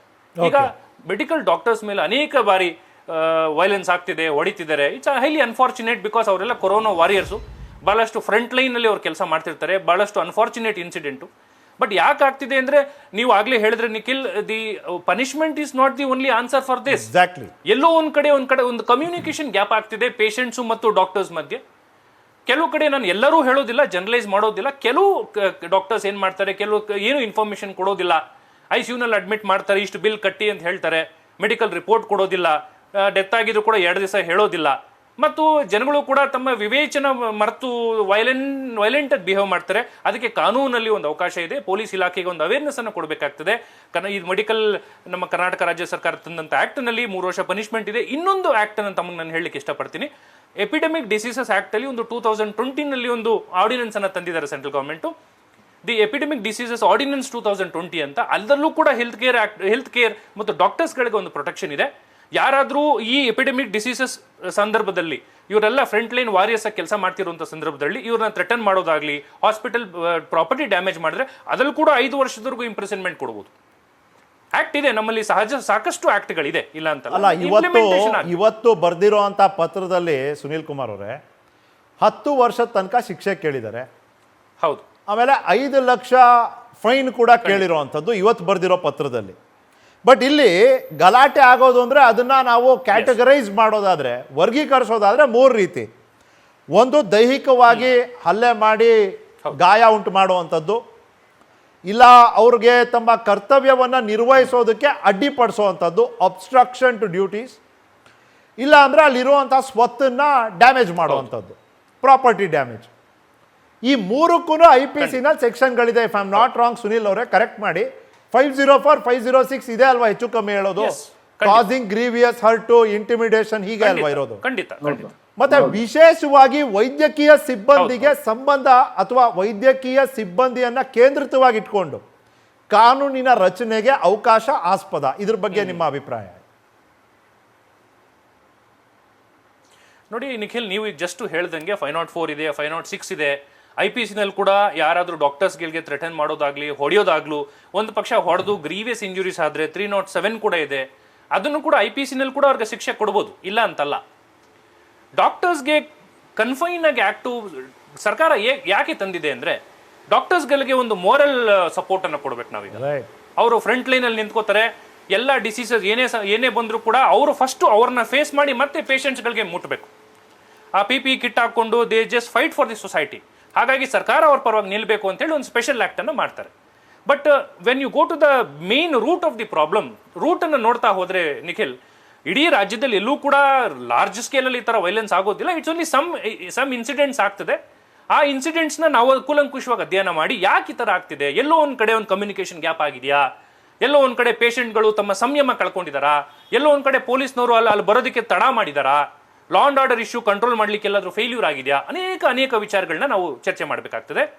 IPC ನಲ್ಲಿ ಅನೇಕ ಪ್ರಾವಿಷನ್ಸ್ ಇದೆ ನಿಮಗೆ. ಡಾಕ್ಟರ್ಸ್ ಈಗ ಫಾರ್ ಎಕ್ಸಾಂಪಲ್ ಅಡ್ವೊಕೇಟ್ಸ್ಗೂ ಒಂದು ಸ್ಪೆಷಲ್ ಆಕ್ಟ್ ತರಬೇಕು. ಒಂದು ಕೇಸ್ ಸೋತ ನಂತರ ಅಡ್ವೊಕೇಟ್ಸ್ಗೂ ಅನೇಕರಿಗೆ ಅಸಾಲ್ಟ್ ಮಾಡಿರುವಂಥ ಉದಾಹರಣೆಗಳಿದೆ. ಮೀಡಿಯಾ ಪರ್ಸನಲ್ಗಳಿಗೂ ಕೂಡ ಅಟ್ಯಾಕ್ ಮಾಡಿರುವಂಥ ಉದಾಹರಣೆಗಳಿದೆ. ಹಾಗಾಗಿ ಆಕ್ಟ್ ಇದ್ರೂ ಕೂಡ IPC ನಲ್ಲಿ ಅನೇಕ ಪ್ರಾವಿಷನ್ಸ್ ಇದೆ. ಅದು ಇವ್ರಿಗೊಂದು ಡಾಕ್ಟರ್ಸ್ಗಳಿಗೆ ಒಂದು ಶಕ್ತಿಯನ್ನು ತುಂಬಲಿಕ್ಕೆ, ನಾವು ನಿಮ್ಮ ಪರವಾಗಿದ್ದೀವಿ, ಸಾಮಾಜಿಕವಾಗಿ ತಾವು ಸ್ಪೆಸಿಫಿಕಲಿ ನೀವು ಸಮಾಜಕ್ಕೋಸ್ಕರ ಇದ್ದೀರಾ, ನಿಮ್ಮ ಪರವಾಗಿ ನಾವಿದ್ದೀವಿ, ನಿಮ್ಮ ಬೆನ್ನೆಲುಬಾಗಿ ನಾವು ನಿಂತಿದ್ದೀವಿ ಅಂತ ಹೇಳಿ ಸರ್ಕಾರ ಒಂದು ಅದ್ಭುತವಾದಂಥ ಒಂದು ಆಕ್ಟ್ ತಂದಿದೆ. ಈವನ್ ನೀವು ಆಗ್ಲೇ ಹೇಳ್ದಂಗೆ ಸುಮಾರು 19 ಸ್ಟೇಟ್ಸ್ ಕೂಡ ಅದನ್ನ ಇಂಪ್ಲಿಮೆಂಟ್ ಮಾಡಿದೆ. ಬಟ್ ಒಂದು ಅವೇರ್ನೆಸ್ ಲ್ಯಾಕಿಂಗ್ ಆಫ್ ಅವೇರ್ನೆಸ್ ಇರೋದ್ರಿಂದ ಪೊಲೀಸ್ನವರು ಈ ಆಕ್ಟ್ ಅನ್ನ ಬಳಸ್ಕೊಳೋದಿಲ್ಲ. ಆದಷ್ಟು IPC ಪ್ರಾವಿಷನ್ಸ್ಗಳನ್ನೇ ಹಾಕಿ ಒಂದು FIR ಮಾಡ್ತಾರೆ. ರೈಟ್. ಆದರೆ ಈ ಒಂದು ಸಂದರ್ಭ ಆತ್ಮಾವಲೋಕನಕ್ಕೆ ಹೇಳಿ ಮಾಡಿಸಿದಂಥ ಸಂದರ್ಭ. ಸಂವೇದನೆ ಬರೀ ರೋಗಿಗಳಲ್ಲಿ ಖಂಡಿತ, ಮತ್ತೆ ಈ ಅವರ ಸಂದರ್ಭ- ಕುಟುಂಬದವರಲ್ಲಿ ಮಾತ್ರ ಬೆಳೆದ್ರೆ ಸಾಲೋದಿಲ್ಲ. ಸಂವೇದನೆ ಎಲ್ಲೋ ಒಂದು ಕಡೆ ಡಾಕ್ಟರ್ಸ್ ಅಲ್ಲೂ ಬೆಳಿಬೇಕು. ಇವತ್ತು ನಾವು ನೋಡ್ತಿದ್ದೀವಿ, ಕಳೆದ 2 ವರ್ಷದಿಂದ ಸತತವಾಗಿ ಪ್ರತಿದಿನ ಕಷ್ಟಕರ ಪರಿಸ್ಥಿತಿಗಳನ್ನ ಎದುರಿಸ್ತಾ ಅವರು ಪ್ರಾಣಗಳನ್ನ ಉಳಿಸೋವಂಥ ಶ್ರಮವನ್ನು ವಹಿಸ್ತಿದ್ದಾರೆ ಈ ವೈದ್ಯ ಸಮುದಾಯದ ಸದಸ್ಯರು. ಹೀಗಿದ್ದಾಗ ಒಮ್ಮೊಮ್ಮೆ ಸಹನೆ ಕಳ್ಕೊಳ್ಳುವಂಥ ಸಾಧ್ಯತೆ ಅವರಲ್ಲೂ ಇರುತ್ತೆ. ಕೌನ್ಸಲಿಂಗ್, ಮನಸ್ಥಿತಿಯನ್ನು ಬದಲಾವಣೆ ಮಾಡುವಂಥ ಪ್ರಯತ್ನ, ವ್ಯವಸ್ಥೆಯಲ್ಲಿ ಇದಕ್ಕಿರುವಂಥ ಅವಕಾಶ, ಇದ್ರ ಬಗ್ಗೆ ನಾನು ವೈಸ್ ಪ್ರಿನ್ಸಿಪಲ್ ಆಗಿರುವಂಥ ಡಾಕ್ಟರ್ ಶ್ರೀನಿವಾಸ್ ಅವ್ರಿಗೂ ಕೇಳ್ತೀನಿ. ಯಾಕಂದರೆ ಆ ಶಿಕ್ಷಣದ ಆ ಹಂತದಲ್ಲೇ ಈ ಸಂವೇದನೆಯ ಬೀಜವನ್ನು ಬಿತ್ತುಬಿಟ್ರೆ ಬಹುಶಃ ಆ ಸಂವಹನೆ, ಕಮ್ಯುನಿಕೇಷನ್ ಆಗುತ್ತಲ್ಲ, ಅವರು ಡಾಕ್ಟರ್ ಆದಾಗ ಅದು ಭಾಳ ಚೆನ್ನಾಗಾಗತ್ತೆ. ಮತ್ತು ಡಾಕ್ಟರ್ ಜಗದೀಶ್ಗೂ ಅವ್ರ ರಿಯಲ್ ಎಕ್ಸ್ಪೀರಿಯನ್ಸ್ಗಳನ್ನ ಕೇಳ್ಕೊತೀನಿ. ಡಾಕ್ಟರ್ ಜಗದೀಶ್, ಈಗ ನೀವು ಹಿರಿಯ ವೈದ್ಯರಿದ್ದೀರಿ, ಡಾಕ್ಟರ್ ಶ್ರೀನಿವಾಸ್ ಅವರು ಕೂಡ ಅವರೇ ಹೇಳಿದಾಗೆ ಆಲ್ಮೋಸ್ಟ್ 40 ಇಯರ್ಸ್ ಇದ್ದಾರೆ ಈಗ ಇನ್ ದ ಮೆಡಿಕಲ್ ಫೀಲ್ಡ್. ನೀವಿಬ್ಬರೂ ನಾನು ಕೇಳ್ತೀನಿ, ಈಗ ಇರೋವಂಥ ಯಂಗ್ ಡಾಕ್ಟರ್ಸ್ ಅವರು ವಿದ್ಯಾಭ್ಯಾಸ ನಡೆಸೋವಂಥ ಹಂತದಲ್ಲೇ ಸಂವೇದನೆ ಬಗ್ಗೆ, ಎಂಪತಿ ಅನ್ನೋದು ಇವರ ಕ್ಲಿನಿಕಲ್ ಟ್ರೈನಿಂಗ್ ಸಿಲೆಬಸ್ಸಿನ ಒಂದು ಭಾಗನ? ಅದಕ್ಕೆ ಕೊಡುವಂಥ ಒತ್ತು ಮಹತ್ವ ಎಷ್ಟು? ಡಾಕ್ಟರ್ ಶ್ರೀನಿವಾಸ್, ನೀವೇ ಶುರು ಮಾಡ್ಬೋದಾ ಆಸ್ ಅ ವೈಸ್ ಪ್ರಿನ್ಸಿಪಲ್? ಅಲ್ಲ ಹೇಳ್ತೀನಿ. ಆಕ್ಚುಲಿ ಹಿಂದೆ ಅದು ಜಾಸ್ತಿ ಆದ ಪಾಠ ಮಾಡ್ತಿರ್ಲಿಲ್ಲ ನಾವು. ಈಗ ಆಲ್ಮೋಸ್ಟ್ ಯಾವಾಗ ಇದೆಲ್ಲ ಗಲಾಟೆಗಳು ಮತ್ತೆ ಇದು ವೈಲೆನ್ಸ್ ಎಲ್ಲ ಜಾಸ್ತಿ ಆಯ್ತು, ಪ್ರತಿಯೊಬ್ಬರಿಗೂ ನಾವು ಹೇಳ್ತಾ ಇರ್ತೀವಿ, ಜೂನಿಯರ್ ಡಾಕ್ಟರ್ಸ್ಗೆ ಔಟ್ಸೈಡೆನ್ಸ್ ಇರ್ಬೋದು, ನಾವು ಪೋಸ್ಟ್ ಗ್ರಾಜುಯೇಟ್ ಇರ್ಬೇಕು. ನಾವ್ ಎಷ್ಟೋ ಸರಿ ನಾನು ಕಿಮ್ಸ್ ಅಲ್ಲಿ ಹೆಡ್ ಆಫ್ ದ ಡಿಪಾರ್ಟ್ಮೆಂಟ್ ಆಗಿದ್ದಾಗ ಅಲ್ಲಿನೂ ಏನು ICU ನಲ್ಲಿ ಇದೆಲ್ಲ ಗಲಾಟೆ ಆಗೋದು. ICUಗಳಲ್ಲೇ ಗಲಾಟೆ ಆಗೋದು. ICU ನಲ್ಲಿ ಅವ್ರ ಪೋಸ್ಟಿಂಗ್ಸ್ ಬಂದ ತಕ್ಷಣ ನಾವ್ ಯಾವ ತರ ಮಾಡ್ಬೇಕು, ಪ್ರತಿಯೊಂದು ಅವ್ರಿಗೆ ಹೇಳೋದ್ನೆಲ್ಲ ರೆಕಾರ್ಡ್ ಮಾಡ್ತಿರ್ತೀವಿ. ಪ್ರತಿಯೊಂದು ವಿಷಯನೂ ಈ ತರ ಪ್ರೋಗ್ರೆಸ್ ರಿಪೋರ್ಟ್ ದಿನಾ ಹೇಳ್ತಾ ಇರ್ತೀವಿ. ಆಮೇಲೆ ದಿನ ಯಾರೋ ಪೇಷಂಟ್ ಡಾಕ್ಟರ್ ಕರೆದು ಈ ತರ ಆಗ್ತಿದೆ, ಈ ಕಂಡೀಷನ್ ಇದೆ ಎಲ್ಲ ಹೇಳ್ಬೇಕು. ಪ್ರತಿಯೊಂದು ಆಕ್ಚುಲಿ ಮೊದ್ಲು ಹಿಂದೆ ಅದೆಲ್ಲ ಸ್ವಲ್ಪ ಕಡಿಮೆ ಇತ್ತು, ಈಗ ಪ್ರತಿಯೊಬ್ಬರು ಮಾಡ್ತಾ ಇದ್ದಾರೆ. Counselling is very very important. ಈ ಟ್ರೀಟ್ಮೆಂಟ್ ಎಷ್ಟು 50% ಟ್ರೀಟ್ಮೆಂಟ್ ಅಷ್ಟೇ ನಾವು ಕೌನ್ಸಿಲಿಂಗ್ 50% ಇಂಪಾರ್ಟೆನ್ಸ್ ಕೊಡ್ಬೇಕು. ಅದು ಮಾಡ್ತಾನೆ ಇದೀವಿ. ಎಷ್ಟೋ ಸರಿ ಏನಾಗ್ತದೆ, ಪೇಷಂಟ್ ಅಟೆಂಡರ್ಸ್ ನಾವ್ ಯಾರು ಕೌನ್ಸಿಲಿಂಗ್ ಮಾಡ್ತಾ ಇರ್ತೀವೋ ಅವ್ರ ಪಿಕ್ಚರೇ ಇರಲ್ಲ. ಡೆತ್ ಆದಾಗ ಬೇರೆ ಯಾರೋ ಬಂದು ಗಲಾಟೆ ಮಾಡ್ತಾರೆ. This is the commonest problem what we are facing. ನಾವು ನೋಡ್ತಾ ಇರೋದು ಏನಂದ್ರೆ, ಅವರು ಸುಮ್ಮನೆ ಕೂತಿರ್ತಾರೆ. ನಾವೊಂಥರ ನಾವು ದಿನ ಅವ್ರಿಗೆ ಹೇಳ್ತಾ ಇರ್ತೀವೋ, ಸೀರಿಯಸ್ ಆಗಿದೆಯಮ್ಮ, ತುಂಬಾ ಕಷ್ಟ ಉಳಿಸ್ಕೊಳ್ಳೋದು ಅಂತ ನಾವು ಹೇಳ್ತಾ ಇರೋರೆಲ್ಲ ಸುಮ್ಮನೆ ಕೂತಿರ್ತಾರೆ. ಬೇಜಾರಾಗ್ಬಿಟ್ಟು ಹತ್ಕೊಂಡು ಸುಮ್ಮನೆ ಒಂದ್ ಹತ್ರ ಕೂತಿರ್ತಾರೆ. ಇನ್ನು ಪಿಕ್ಚರ್ಗೆಲ್ಲೇ ಬರ್ತಾ ಇರೋರಿಗೆ ಡೈರೆಕ್ಟ್ ಆಗಿ ಬಂದು ಗಲಾಟೆ ಶುರು ಮಾಡ್ತಾರೆ. ಇನ್ನೊಂದು ನಾವು ಅಬ್ಸರ್ವ್ ಮಾಡಿದೀವಿ, ಯಾವಾಗ ಲಾಸ್ಟ್ ಅಲ್ಲಿ ಬಿಲ್ ಕಟ್ಟಬೇಕೋ ಜಾಸ್ತಿ, ಆ ಟೈಮಲ್ಲೂ ಗಲಾಟೆ ಜಾಸ್ತಿ ಮಾಡ್ತಾರೆ. ಯಾಕೆ ಅಂತ ನಾವು ರೀಸನ್ ಗೊತ್ತಾಗಲ್ಲ. ಆ ಟೈಮಲ್ಲೂ ಗಲಾಟೆಗಳು ಜಾಸ್ತಿ ಮಾಡ್ತಾರೆ. ಬಟ್ ಪ್ರತಿಯೊಬ್ರು ನಮ್ಮ ಯಂಗ್ಸ್ಟರ್ಸ್ ಈಗ ಚಾಚು ತಪ್ಪದೆ ಆಲ್ ಕೌನ್ಸಿಲಿಂಗ್ ಮೆಟೀರಿಯಲ್ಸ್ ನ ಫಾಲೋ ಮಾಡ್ತಾವ್ರೆ ಈಗ ಪ್ರೆಸೆಂಟ್.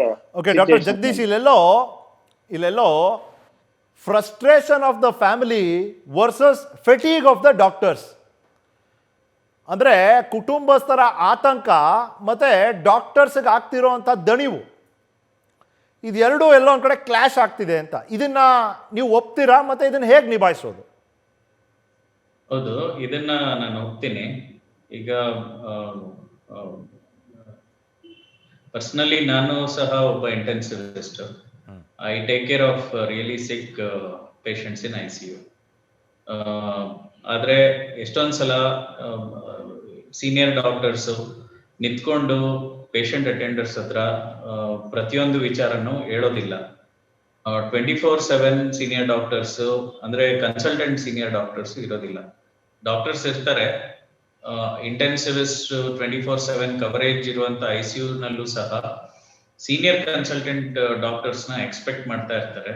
ಅದು ಎಷ್ಟೊಂದ್ಸಲ ಪೇಷಂಟ್ ಅಟೆಂಡರ್ಸ್ಗೆ ಸಿಗ್ಲಿಕ್ಕೆ ಆಗೋದಿಲ್ಲ. ಯಾಕಂದ್ರೆ ಮುಂಚೆನೆ ಹೇಳ್ದಂಗೆ ನಾವು ಸಹ ಮನುಷ್ಯರು, ನಮ್ಗೆ we have our own time. 8 hours to 10 hours beyond work ಮಾಡಕ್ಕೆ ನಮಗೂ ಕಷ್ಟ ಆಗುತ್ತೆ ಇವಾಗ, because of age and various other reasons. Also ಇದು ಏನಾಗುತ್ತೆ ಅಂದ್ರೆ ನಾವು ಇದು ಆಗ್ಬಾರ್ದು ಅಂತಾನೆ ಏನ್ ಮಾಡ್ತಾ ಇದೀವಿ ಇವಾಗ. We have a separate counselling room, counsellors ಇರ್ತಾರೆ, counsellors who are trained in counselling. ಈ ತರದವ್ರನ್ನೇ ಯಾವ ರೀತಿ ಪೇಷಂಟ್ ಅಟೆಂಡರ್ಸ್ಗೆ ನಾವು ಕೌನ್ಸಲ್ ಮಾಡಬೇಕು, ನಿಯರ್ ಡೆತ್ ನ ಹೇಗೆ ಎಕ್ಸ್ಪ್ಲೈನ್ ಮಾಡಬೇಕು, ಮತ್ತೆ ಡೆತ್ ಎಕ್ಸ್ಪೆಕ್ಟೆನ್ಸಿನ ಯಾವ ರೀತಿ ನಾವು ಪೇಷಂಟ್ ಅಟೆಂಡರ್ಸ್ಗೆ ತಿಳಿಸ್ಬೇಕು, ಇದ್ರ ಬಗ್ಗೆ ಟ್ರೈನ್ ಆಗಿರುವಂತ ಕೌನ್ಸಿಲರ್ಸ್ನೇ ನಾವು ಹೈರ್ ಮಾಡಿದ್ರು ಸಹ ಡಾಕ್ಟರ್ ಶ್ರೀನಿವಾಸ್ ಸರ್ ಹೇಳ್ದಂಗೆ ನಾವು ಹೇಳುವಾಗ ಕೇಳಲಿಕ್ಕೆ ಒಂದು ಗ್ರೂಪ್ ಆಫ್ ಪೀಪಲ್ ಇರ್ತಾರೆ, ಡೆತ್ ಆದ್ಮೇಲೆ ಬಂದು ಗಲಾಟೆ ಮಾಡ್ಲಿಕ್ಕೆನೆ ಇನ್ನೊಂದು ಗ್ರೂಪ್ ಆಫ್ ಪೀಪಲ್ ಬರ್ತಾರೆ. This is the common norm. ಯಾರು ಇದ್ರ ಬಗ್ಗೆ ತಿಳ್ಕೊಂಡಿರಲ್ಲ ಅವರೇ ಬಂದು ಗಲಾಟೆ ಮಾಡೋದು. ಯಾರು ಕೇಳಿಸ್ಕೊಂಡಿರ್ತಾರೆ, ಯಾರು ಇರ್ತಾರೆ ನಮ್ ಜೊತೆ, ಯಾರು ನಮ್ಮ ಮಾತನ್ನ ಕೇಳಿರ್ತಾರೆ, ಅವ್ರು ಎಷ್ಟೊಂದ್ಸಲ ಆ ಸೀನಲ್ಲಿ ಫೋನ್ ಮಾಡಿ ಕರೆದ್ರು ಸಹ ಎಷ್ಟೊಂದ್ಸಲ ಅವರು ಬರ್ಲಿಕ್ಕೆ ಹಿಂಜರಿತಾರೆ. So this is the common norm. So sometimes we feel this is a pre-planned strategy of people to come and create trouble ಅಂತ ಅನ್ಸುತ್ತೆ. ಹಾಗಾದ್ರೆ ಡಾಕ್ಟ್ರೆ, ಇಲ್ಲಿ ನಾವು ರೋಗಿಗಳ ಬಗ್ಗೆ ಮಾತಾಡ್ಬೇಕಾದ್ರೆ ಕೂಡ ಅದರಲ್ಲೂ ಇರ್ತಾರೆ ಕೆಲವರು ವಿದ್ಯಾವಂತರು ಇರ್ತಾರೆ, ಅವಿದ್ಯಾವಂತರು ಇರ್ತಾರೆ. ಅವಿದ್ಯಾವಂತರಿಗೆ ಸ್ಪೆಷಲಿ ಒಂದು ಗಮನ ವಹಿಸಿ ಅವ್ರಿಗೆ ಮನವರಿಕೆ ಮಾಡಬೇಕಾಗುತ್ತೆ ಇರೋವಂಥ ಪರಿಸ್ಥಿತಿ ಬಗ್ಗೆ. ಅದಕ್ಕೆ ವಿಶೇಷವಾದ ಒಂದು ವ್ಯವಸ್ಥೆ ಏನಾದರೂ ಇರುತ್ತಾ ಆಸ್ಪತ್ರೆಗಳಲ್ಲಿ?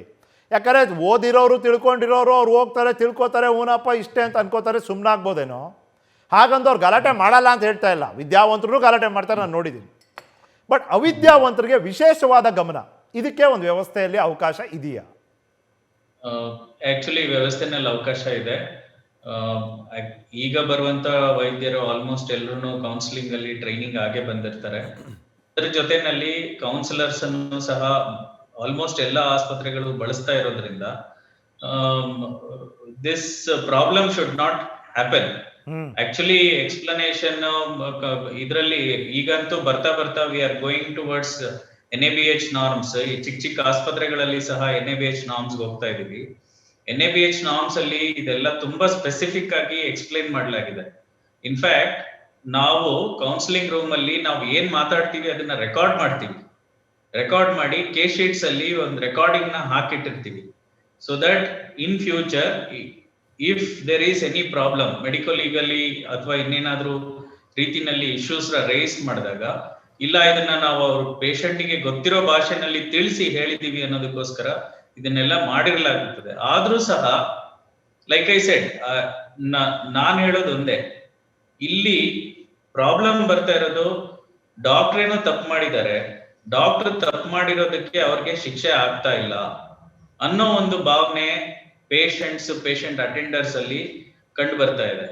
ಇದಕ್ಕೆ ಅವರಿಗೆ ನಾವು suppose they feel that something is wrong, ಅವ್ರು ಯಾವ ಸ್ಟೆಪ್ಸ್ ನ ತಗೊಂಡು they have to go and get themselves justice, ಅದನ್ನ ನಾವು ಜನರಿಗೆ ಹೇಳ್ಕೊಡ್ಬೇಕು. Not by beating doctors, not by destroying property in hospital. ಅಂದ್ರೆ ಒಂದು ಒಳ್ಳೆ ವಿಷಯ ನೀವು ಹೇಳಿದ್ದೇನು ಅಂದ್ರೆ, ಡಾಕ್ಟರ್ಸ್ ತಪ್ಪೇ ಮಾಡೋದಿಲ್ಲ, ನೆಗ್ಲಿಜೆನ್ಸ್ ಅನ್ನೋದು ಆಗೋದೇ ಇಲ್ಲ ಅನ್ನೋ ಭಾವನೆ ನಿಮ್ಮಲ್ಲೂ ಇಲ್ಲ. ಬಹಳ ಸಂತೋಷ. ಆದರೆ ಹಾಗಾದಾಗ ಡಾಕ್ಟರ್ನ ಹೊಡೆಯೋದು, ಬಡಿಯೋದು, ಅಲ್ಲಿ ಗಾಜು ಮುರಿಯೋದು, ಸೋಫಾ ಮುರಿಯೋದು ಇದು ದಾರಿ ಅಲ್ಲ, ಇದು ಪರಿಹಾರ ಅಲ್ಲ ಅನ್ನೋದು ನಿಮ್ಮ ಮಾತು. ಕರೆಕ್ಟ್ ಇದೆ ಅದು. ಅಂದರೆ ಡಾಕ್ಟರ್ಸ್ ಇಲ್ಲಿ ಈ ಕಾನೂನಿನ ಜೊತೆ ಬರೋವಂಥ ಆತಂಕ ಕೂಡ ಹೀಗೆ ಇದೆ ಡಾಕ್ಟರ್ ಶ್ರೀನಿವಾಸ್. ಏನಪ್ಪ ಅಂದರೆ, ಈಗ ಕಾನೂನನ್ನ ನಾವು ಜಾರಿಗೆ ತಂದುಬಿಡ್ತೀವಿ, ಡಾಕ್ಟರ್ಸ್ ಕಂಪ್ಲೀಟ್ ಪ್ರೊಟೆಕ್ಷನ್ ಸಿಕ್ಬಿಡ್ತು. ಯಾವುದೋ ಕಾರಣಕ್ಕೆ ಡಾಕ್ಟರೇ ಒಂದು ನೆಗ್ಲಿಜೆನ್ಸ್ ಮಾಡಿದ್ದಲ್ಲಿ ಅವರು ಇದನ್ನೇ ಉಪಯೋಗಿಸಿ ಅವರು ರಕ್ಷಣೆ ತೊಗೊಂಡ್ಬಿಡ್ತಾರೆ. ಈ ಒಂದು ಆತಂಕ ಈ ಕಾನೂನಿನ ಬೇಡಿಕೆ ಜೊತೆನೆ ಬಂದಿದೆ. ಡಾಕ್ಟರ್ ಶ್ರೀನಿವಾಸ್, ನಿಮ್ಮ ಅಭಿಪ್ರಾಯ ಏನು? ಇಲ್ಲ, ನನ್ನ ಅಭಿಪ್ರಾಯ ಅಂದ್ರೆ ಯಾವುದೇ ಡಾಕ್ಟರ್ ನೆಗ್ಲಿಜೆನ್ಸ್ ಬಂದ್ರೆ ಅವ್ರಿಗೇನು ನೀವು ಪನಿಷ್ಮೆಂಟ್ ಕೊಡಬಾರ್ದು ಅಂತ ನಾನು ಯಾವತ್ತೂ ಹೇಳ್ತಾ ಇಲ್ಲ. ಈಗ 100 ಜನ ಡಾಕ್ಟರ್ಗಳಿದ್ರೆ ಒಬ್ರು ಇಬ್ರು ಪ್ರಾಬ್ಲಮ್ ಆಗ್ಬೋದು, ಬಟ್ ನಾವು ಅದಕ್ಕೆ ಯಾವತ್ತೂ ಅಕ್ಸೆಪ್ಟ್ ಮಾಡ್ಕೊತೀವಿ. ಈಗ ತಾನೇ ಡಾಕ್ಟರ್ ಜಗದೀಶ್ ಹೇಳ್ದಂಗೆ ನಮ್ಮಲ್ಲೂ ತಪ್ಪುಗಳಾಗ್ತದೆ. ತಪ್ಪುಗಳಾದಾಗ ನಾವು we are ready to face the punishment, ಹಂಗೇನು ಇಲ್ಲ. ಬಟ್ ಏನಂದ್ರೆ ಮೆಜಾರಿಟಿ 95% ಆಫ್ ಕೇಸಸ್ ನಾವು ಯಾವತ್ತು ರೋಗಿಗೆ ತೊಂದರೆ ಕೊಡ್ಬೇಕು ಅಂತ ಹೋಗೋದಿಲ್ಲ, ರೋಗಿಗೆ ಒಳ್ಳೇದ್ ಮಾಡ್ಬೇಕು ಅಂತ ಹೋಗ್ತೀವಿ ಬಿಟ್ರೆ ಆತರ ನಾವು ನಮ್ಮ ಇನ್ವಾಲ್ವ್ಮೆಂಟ್ ನಮ್ಮ ಶ್ರಮದಲ್ಲಿ ಒಂದು ಸ್ವಲ್ಪ ಸಣ್ಣ 1% 2% ತಪ್ಪುಗಳು ಆಗ್ಬೋದು. ನಾವೇನ್ ದೇವ್ರುಗಳಲ್ಲ, ನಾವೇನು ಕಲ್ತಿರುತ್ತೆ ನಾವು ಪ್ರಯತ್ನ ಪಡ್ತೀವಿ, ನಾವು ಮಾಡ್ತಾ ಇರ್ತೀವಿ. ಬಟ್ ಆ ವಿಷಯಕ್ಕೆ ಇಷ್ಟೊಂದು ಗಲಾಟೆ ಮಾಡ್ತಾರೆ, ಡಾಕ್ಟರ್ ಹೊಡಿತಾರೆ ಅನ್ನೋದು ತುಂಬಾ ಇದು it's not correct. It is very very unfortunate also, it's not correct. But ನಾನ್ ಏನ್ ಹೇಳಿದ್ರೆ ರಿಯಲ್ ಆಗಿ ಯಾರೇ ಡಾಕ್ಟರ್ ತಪ್ಪು ಮಾಡಿದ್ರೆ ತಿದ್ಬೋದು, ನಮ್ದು ಅದರೆಲ್ಲ ಅಭ್ಯಂತರ ಏನಿಲ್ಲ. ಬಟ್ ಏನಂದ್ರೆ ಅವ್ರದೇನು ಏನು ಅವ್ರು ತನ್ನಂಗ್ ತಾನೇ ತಪ್ಪು ಮಾಡ್ದಿರೇನೆ ಅವ್ರ ಪನಿಷ್ಮೆಂಟ್ ತಗೊಳ್ಳೋದು, ಅವ್ರಿಗೆ ತೊಂದರೆ ಕೊಡೋದು, ಇಟ್ ಇಸ್ ನಾಟ್ ಕರೆಕ್ಟ್ ಅಂತ ನನ್ನ ಭಾವನೆ. ಅಲ್ಲ ಸುನೀಲ್ ಅವರೇ, ಈಗ ಇಂಥ ಟೈಮಲ್ಲಿ ಭಾಳ ಸೆನ್ಸಿಟಿವ್ ಟೈಮ್ ಇದು. ಅವ್ರ ಕುಟುಂಬದವ್ರನ್ನ ಒಬ್ಬರನ್ನ ಕಳ್ಕೊಂಡಿರ್ತಾರೆ ಅಥವಾ ಒಂದು ಸಂದಿಗ್ಧ ಪರಿಸ್ಥಿತಿನಲ್ಲಿ ಇರ್ತಾರವರು. ಈ ಥರದ ಒಂದು ಟೈಮಲ್ಲಿ ವೈದ್ಯರೇ ಹೋಗಿ ಅಥವಾ ಆ ಆಸ್ಪತ್ರೆಯ ಆಡಳಿತ ಮಂಡಳಿನೇ ಹೋಗಿ ಕಂಪ್ಲೇಂಟ್ ಕೊಟ್ಟರೂ ಕೂಡ from the police point of view ಎಷ್ಟು ಸುಲಭವಾಗಿರುತ್ತೆ ಅರೆಸ್ಟ್ ಮಾಡೋದು. ಯಾಕಂದ್ರೆ ಅವರು ಮನುಷ್ಯರೇ ಅಲ್ವಾ at the end of the day. ಅವ್ರ ಮನೆಯವ್ರು ಯಾರೋ ICUನಲ್ಲಿದ್ದಾರೆ, ತೀರ್ಕೊಂಡ್ಬಿಟ್ರು, ಅದೇನೋ ಅವ್ರು ಆರೋಪ ಮಾಡ್ತಾರೆ ಆಸ್ಪತ್ರೆ ತಪ್ಪು, ಡಾಕ್ಟರ್ ತಪ್ಪು ಅಂತ ಹಲ್ಲೆ ಮಾಡಿಬಿಟ್ಟಿರ್ತಾರೆ. ಅವ್ರ ಮನೆಯವರೊಬ್ಬರು ಸಾವಾಗಿರುತ್ತೆ, ಆ ಮನೆಯಲ್ಲಿ ಸಾವಿನ ಒಂದು ಸಂದರ್ಭದಲ್ಲಿ ಪೊಲೀಸವ್ರು ಹೋಗಿ ಅರೆಸ್ಟ್ ಮಾಡುವಂಥ ಸಾಧ್ಯತೆ. ಅಂದರೆ ನಾನು ರಿಯಾಲಿಟಿ ಮಾತಾಡ್ತಾ ಇದ್ದೀನಿ, ಪ್ರಾಕ್ಟಿಕಲಿ ಇದು ಎಷ್ಟು ಸಾಧ್ಯ? ನೋಡಿ ನಿಖಿಲ್, ನಮ್ಮ ಕಾನೂನು ಏನು ಹೇಳುತ್ತೆ ಅಂದರೆ, ಒಂದು ಪಕ್ಷ ಯಾವುದಾದ್ರೂ ಒಂದು ಅಸಾಲ್ಟ್ ಆಗಿದೆ, ಥ್ರೆಟನ್ ಮಾಡಿದ್ದಾರೆ ಅಂದರೆ ಕಾನೂನಿಗೆ ಯಾವುದೇ ಥರದ ಕನಿಕರ ಇಲ್ಲ. ತಪ್ಪು ಮಾಡಿದರೆ ಖಂಡಿತವಾಗ್ಲೂ ಒಂದು FIR ರಿಜಿಸ್ಟರ್ ಮಾಡ್ಕೋಬೇಕಾಗ್ತದೆ. ಯಾರೇ ಆರೋಪಿ ಇದ್ದರೂ ಅವ್ರನ್ನ ದಸ್ತಗಿರಿಯನ್ನು ಮಾಡಿ ಮ್ಯಾಜಿಸ್ಟ್ರೇಟ್ ಅವರ ಮುಂದೆ 24 ಗಂಟೆ ಒಳಗೆ ಅವ್ರನ್ನ ಪ್ರೊಡ್ಯೂಸ್ ಮಾಡಬೇಕಾಗ್ತದೆ. ಅದು ಕಾನೂನಿನ ಒಂದು ಸಹಜ ಪ್ರಕ್ರಿಯೆ. ಈಗ ನೀವು ಇನ್ನೊಂದು ವಿಚಾರ ಏನು ಹೇಳಿದ್ರಿ, ಕೆಲವು ವಿಚಾರಗಳಲ್ಲಿ ಡೆತ್ ಆಗಿರ್ತದೆ, ICUನಲ್ಲಿ ಪೇಷಂಟ್ ಇರ್ತಾರೆ, ಏನೋ ಒಂದು ಇನ್ಫಾರ್ಮೇಷನ್ ಗೊತ್ತಾಗಿರೋದಿಲ್ಲ, ಡಾಕ್ಟರ್ಗಳನ್ನ ಹುಡುಕ್ತಿರ್ತಾರೆ. ಆ ಥರ ಸಂದರ್ಭಗಳಲ್ಲಿ ಡಾಕ್ಟರ್ ಶ್ರೀನಿವಾಸ್ ಹೇಳ್ದಂಗೆ ಒಂದು ಕೌನ್ಸಿಲಿಂಗ್ ಭಾಳಷ್ಟು ಅನುಕೂಲಕ್ಕೆ ಬರ್ತದೆ. ಈಗ ನೋಡಿ, ನೀವು ಒಬ್ಬನ ಪೇಷಂಟ್ನ ಹ್ಯಾಂಡಲ್ ಮಾಡಬೇಕು ಅಂದರೆ it is also an art. You know that the patient is going to die. So ನೀವು ಪೇಷಂಟ್ ಅಟೆಂಡರ್ನ ಪ್ರಿಪೇರ್ ಮಾಡಬೇಕಾಗ್ತದೆ. ಕಾಲಕ್ರಮೇಣ ಅವ್ರ ಕಾನ್ಫಿಡೆನ್ಸನ್ನು ತಗೊಂಡು ಅವ್ರನ್ನ ಮಾತಾಡಿಕೊಂಡು, ಇಲ್ಲ ಈ ಥರ ಇದೆ, ನಮ್ಮ ಕೈಯಲ್ಲಿ ನಾವು ಮಾಡ್ತಿದ್ದೀವಿ, ಮಿಕ್ಕಿದ್ದು ಭಗವಂತನ ಇಚ್ಛೆ, ನಮ್ಮ ಕೈಯಲ್ಲಿ ಏನು ಇರೋದಿಲ್ಲ, but 100% will try to save him ಅಂತ ಹೇಳಿ ಅವರೊಂದು ಕಾನ್ಫಿಡೆನ್ಸ್ನ ತಾವು ತಗೊಳ್ತಾ ಹೋದರೆ ಖಂಡಿತವಾಗ್ಲೂ ಯಾರು ವೈಲೆಂಟ್ಗೆ ಹೋಗೋದಿಲ್ಲ. ಕೆಲವು ಸಂದರ್ಭಗಳಲ್ಲಿ ಬೇಕು ಅಂತ ವೈಲೆಂಟ್ ಮಾಡೋರು ಇರ್ತಾರೆ, ವೈಲೆಂಟಾಗಿ ಬಂದು ಗಲಾಟೆ ಮಾಡುವಂಥದ್ದು, ಡಿಸ್ಟ್ರಾಯ್ ಮಾಡೋದು. ಅದಕ್ಕೆ ಕಾನೂನು ರೀತಿ ಏನು ತಗೋಬೇಕು ನಮ್ಮ ಪೊಲೀಸ್ ಇಲಾಖೆ ಇದೆ, ಕಟ್ಟುನಿಟ್ಟಿನ ಕ್ರಮ ತಗೊಂತಾರೆ. ಅನೇಕರನ್ನ ಅರೆಸ್ಟ್ ಕೂಡ ಮಾಡಿದ್ದಾರೆ ಅಂಥ ಸಂದರ್ಭಗಳಲ್ಲಿ. ಬಟ್ ಈಗ ನೀವು ಹೇಳ್ದಂಗೆ ಈವಾಗಿನ ಕ್ರೂಷಿಯಲ್ ಸಮಯದಲ್ಲಿ, ಕೋವಿಡ್ ಸಮಯದಲ್ಲಿ ಫ್ರಂಟ್ ಲೈನ್ ವಾರಿಯರ್ಸ್ ಆಗಿ ಡಾಕ್ಟರ್ಸ್ ನಿಂತಿದ್ದಾರೆ. ಅವ್ರಿಗೊಂದು ಪ್ರೊಟೆಕ್ಷನ್ ಕೊಡಬೇಕಾಗ್ತದೆ. ಸೆಂಟ್ರಲ್ ಆಕ್ಟ್ ಬಂದರೆ that is also wonderful act. ಈಗ ಸೆಂಟ್ರಲ್ ಗೌರ್ಮೆಂಟ್ ಏನು ಹೇಳಿದೆ, health is A state subject ಇರೋದ್ರಿಂದ ಆಯಾ ರಾಜ್ಯ ಸರ್ಕಾರಗಳಿಗೆ ಬಿಟ್ಟಿದ್ದೀವಿ, ತಾವು ಯಾವ ಥರ ಕಾನೂನು ಬೇಕೋ ತಾವು ರಚನೆ ಮಾಡಿ ಅಂತ ಹೇಳಿದೆ. ಈವನ್ ಸೆಂಟ್ರಲ್ ಲಾನಲ್ಲೂ ಕೂಡ ಒಂದು ಅಮೆಂಡ್, ಸೆಂಟ್ರಲ್ಲೂ ಕೂಡ ಸೆಂಟ್ರಲ್ ಗೌರ್ಮೆಂಟ್ ಒಂದು medical personal protection against violence ಅಂತ ಒಂದು ಆಕ್ಟ್ ಅಂದ್ರೆ ಅದು ಕೂಡ that will add more weightage to it ಅಂತ ನನ್ನ ಅಭಿಪ್ರಾಯ. ಈ ಆಕ್ಟು ಕಾನೂನು ಎಲ್ಲ ತರ್ಬೋದು. ಪಾಯಿಂಟ್ ಏನು ಅಂದ್ರೆ, ಈಗ ಜನರಿಗೆ ಗೊತ್ತಿಲ್ವಾ, ಕಳ್ತನ ಮಾಡೋ ತಪ್ಪು ಶಿಕ್ಷೆ ಆಗುತ್ತೆ, ಮಾಡ್ತಿಲ್ವಾ ಕಳ್ತನ? ಕೊಲೆ ಮಾಡೋ ತಪ್ಪು ಗೊತ್ತಿದೆ, ಶಿಕ್ಷೆ ಆಗುತ್ತೆ, ಮಾಡ್ತಿಲ್ವಾ ಕೊಲೆಗಳು? ಬರೀ ಕಾನೂನು ಒಂದೇ ಸಾಲುತ್ತಾ ಅನ್ನೋದೇ ಪ್ರಶ್ನೆ. ಇಲ್ಲಿ ಕಳ್ತನ, ಕೊಲೆ ಅದು ಬೇರೆ ತರ ಒಂದು ಸಂದರ್ಭ ಬಿಡಿ ಅದು. ಬಟ್ ಇಲ್ಲಿ ಪರಿಸ್ಥಿತಿನೇ ಬೇರೆ ಇದೆ. ಬರೀ ಒಂದು ಕಾನೂನು ಕಾಗದದ ಮೇಲೆ ಬರೆದು ಅದನ್ನ ಜಾರಿಗೆ ತಂದ್ಬಿಟ್ರೆ ಸಾಕ? ಡಾಕ್ಟರ್ ಜಗದೀಶ್, ನಿಮ್ಮ ಅಭಿಪ್ರಾಯ ಏನು? Is a law just enough? No, law is not enough.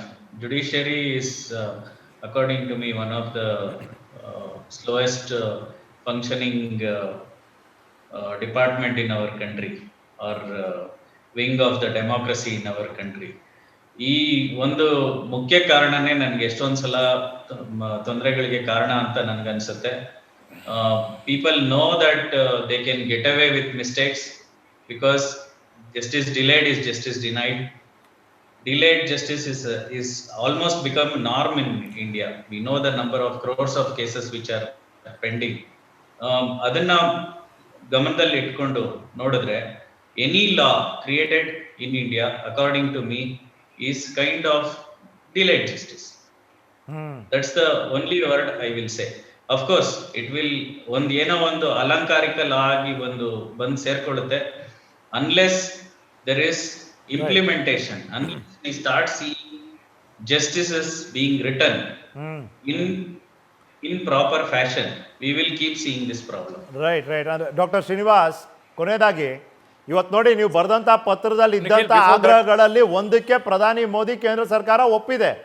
18 ವರ್ಷಕ್ಕೂ ಮೇಲ್ಪಟ್ಟವ್ರಿಗೆ ಉಚಿತ ಲಸಿಕೆ ಅಂತ ನೀವು ಆಗ್ರಹ ಮಾಡಿದ್ರೆ ಅದಕ್ಕೆ ಓಕೆ ಮಾಡಿದ್ದಾರೆ. ಈಗ ಇನ್ನ ಸರ್ಕಾರಗಳ ಪಾತ್ರ ಏನು ವಿಶ್ವಾಸ ಮೂಡಿಸೋದ್ರಲ್ಲಿ, ಕೇಂದ್ರ ಮತ್ತೆ ರಾಜ್ಯ ಹೌದು ನಡೆ ನಿರ್ಧಾರ ಯಾವ ರೀತಿ ಇರಬೇಕು ಅಂತ ನೀವು ಎಕ್ಸ್ಪೆಕ್ಟ್ ಮಾಡ್ತೀರಿ? ಈಗ ನಾನ್ ಹೇಳ್ತಾ ಇರೋದು, ಈಗ ಲಾ ಅಂತ ಹೇಳ್ತೀವಿ, ಲೀಗಲ್. ಈಗ ಯಾರೇ ಆಗ್ಲಿ, ಈಗ ಪೊಲೀಸ್ ಇನ್ಸ್ಪೆಕ್ಟರ್ ಯಾರನ್ನ ಹೊಡೆಯಕ್ಕಾಗ್ತದ? ಇಲ್ಲ. ಯಾಕಂದ್ರೆ ಅವ್ರಿಗೊಂದು ಫೋಬಿಯಾ ಇರ್ತದೆ, ಲಾ ಕಠಿಣವಾಗಿದೆ ಅಂತ ಗೊತ್ತು. ಅದೇ ತರ ಲಾ ಡಾಕ್ಟರ್ ಮೇಲೂ ಇಲ್ಲ. ಅದೇ ಗೌರ್ಮೆಂಟ್ ಆಫೀಸರ್ಸ್ ಯಾರೇ ಆಗ್ಲಿ ಹೊಡೆಯಕ್ ಹೋದ್ರೆ ಅದು ತುಂಬಾ ತೀಕ್ಷ್ಣ ಲಾ ಇದೆ ಅವ್ರ ಮೇಲೆ. ಡೆಫಿನೆಟ್ಲಿ ತುಂಬಾ ಇದು ನಾನ್ ಬೈಲೇಬಲ್ ವಾರೆಂಟ್ ತುಂಬಾ ವರ್ಷ ಸಜೆ ಆಗ್ತದೆ ಅಂತಾನು ಎಲ್ರಿಗೂ ಗೊತ್ತು. ಈಗ ಯಾರೋ ಒಬ್ಬ ಪೊಲೀಸ್ ಇನ್ಸ್ಪೆಕ್ಟರ್ನ ಅವ್ರು ಡ್ಯೂಟಿ ಮಾಡಿರೋದನ್ನ ಅಡಚಣೆ ಮಾಡಿದ್ರು ಅದಕ್ಕೆ ಬೇರೆ ಪನಿಷ್ಮೆಂಟ್ ಇದೆ. ಬಟ್ ಆ ತರ ಪನಿಷ್ಮೆಂಟ್, ಆ ತರ ಇದು ನಮ್ ಡಾಕ್ಟರ್ಸ್ ಯಾವತ್ತೂ ಇಲ್ಲ. ದಯವಿಟ್ಟು ನಾನು ಈಗ್ಲೂ ಹೇಳ್ತೀನಿ, ಲೀಗಲ್ ಫೈಟ್ ಆಗ್ಲಿ, ಸರ್ಕಾರದವ್ರನ್ನ ಹೇಳ್ತೀವಿ, ಇದನ್ನ ಮುಂದೆ ಎಚ್ಚೆತ್ಕೊಳ್ಳಿ. ಮೊದ್ಲು ಇದನ್ನ ಮಾಡಿ, ಮೊದ್ಲು ಡಾಕ್ಟರ್ ಪ್ರೊಟೆಕ್ಷನ್ ಕೊಡಿ, ಮೊದ್ಲು ಅದನ್ನ ಕಟ್ಟಿ ಎಲ್ರಿಗೂ ಗೊತ್ತಾಗ್ಬೇಕು. ಇದೇನು ದೊಡ್ಡದೇನಲ್ಲ. ಈಗ ಇದನ್ನ ಲಾ ಒಂದು ಮಾಡಿರೋದನ್ನ ಇಮಿಡಿಯೇಟ್ಲಿ ಎಲ್ರಿಗೂ ಗೊತ್ತಾಗತ್ತೆ.